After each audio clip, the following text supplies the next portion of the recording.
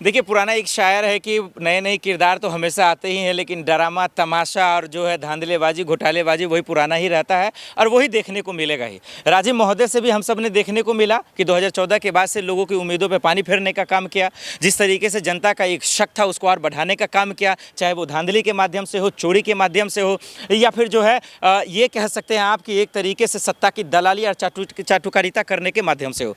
ये हमने देखा कि इतना बेशर्म चुनाव आयोग और उस पर जो बैठा पद पे बैठा आदमी है, उन्होंने कभी भी इतने लोकतंत्र की हत्या किसी ने नहीं की, नहीं संविधान का जो है दरअसल घिनौनापन हम सबको दिखाया। तो नए भले ही ज्ञान जी आ जाएं, गणेश जी आ जाएं या कोई भी महोदय आ जाए, भले उनके पास ज्ञान होगा लेकिन लोकतंत्र का ज्ञान उनके पास नहीं है। उनके पास कितना ही नामों में ज्ञान होगा लेकिन संविधान का ज्ञान नहीं है, क्योंकि सिस्टम को चलाना, चुनाव आयोग को चलाना और उस पर सबसे अहम बात जो निष्पक्षता का बात है वो हमेशा।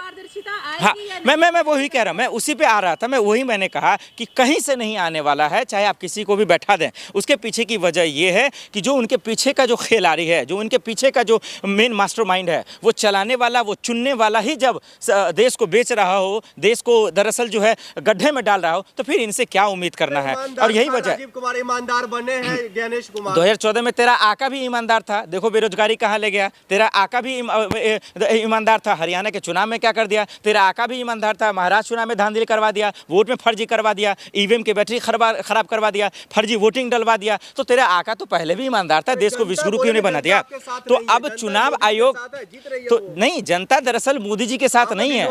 अरे सुन लो बेवकूफ पत्रकारों, जरा सुन भी लो। दरअसल जनता उनके साथ नहीं है, ये बोलो कि मोदी सरकार के साथ चुनाव आयोग है। चुनाव आयोग की हमदर्दी, चुनाव आयोग की ईमानदारी उनको जिताने के लिए है, यही वजह कि वो जीत रहे हैं। अगर जनता का गुस्सा थोड़ा सा भी अगर लोगों को दिख जाता, जनता का जो वोट है वो ईमानदारी से अगर पड़ जाता, तो यकीन मानिए कि जो 240 पे महोदय आके अटक गए थे, 200 भी पार नहीं कर पाते।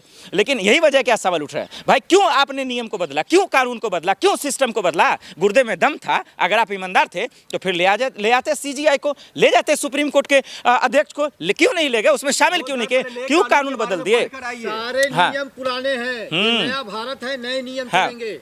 ये सारे नियम पुराने हैं, सारे सिस्टम प्रणाली अगर पुराने हैं, तो फिर महोदय आप बताइए सीजीआई की चर्चा क्यों हो रही है। आप तो पढ़े लिखे पत्रकार हैं और आप अकलमंद पत्रकार हैं, तो आप ये बता दीजिए कि क्यों चर्चा हो रही है। राहुल गांधी की असहमति की बात क्यों हो रही है, आप बता दीजिए। राहुल गांधी क्यों फिर कॉपी दे रहे हैं, क्यों सौंप रहे हैं, और कल सुनवाई क्यों है। यार कैसे बेवकूफ़ वाले सवाल है।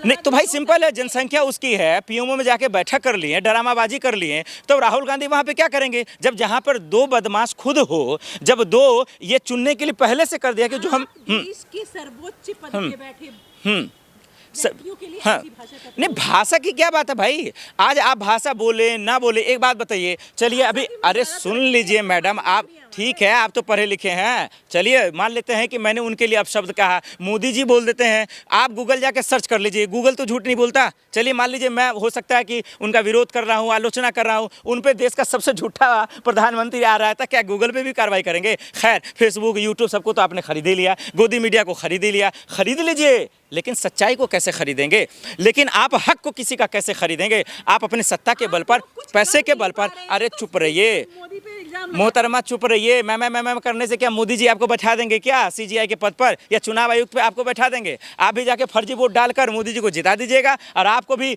जी न्यूज, आज तक जैसा एक प्लेटफॉर्म दे देगा, आप भी हो कूद के पत्रकारिता करते रहिएगा। भाई मजाक बना रखा है